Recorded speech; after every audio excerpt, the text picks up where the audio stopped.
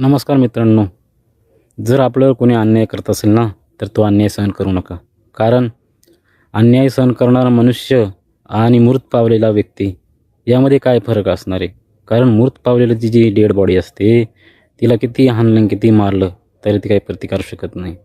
म्हणून आपल्यावर जर कोणी अन्याय करत असेल ना, तर त्याला वाचा फोडण्यासाठी भारतीय संविधानाने आपल्याला हक्क दिलेला आहे.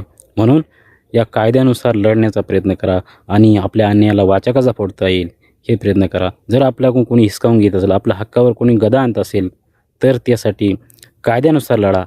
की कायदा हातात घेऊ नका, तर या कायद्याने सनदशीर मार्गाने शांततेपणाने या लढा देण्याचा प्रयत्न करा आणि आपला अन्याय कसा दूर करता येईल याचा प्रयत्न करा. कारण जर आपण लढलो नाही ना मित्रांनो, तर आपलं अस्तित्वच संपून जाईल. म्हणून अस्तित्वासाठी लढायला शिका. बरोबर का नाही मित्रांनो?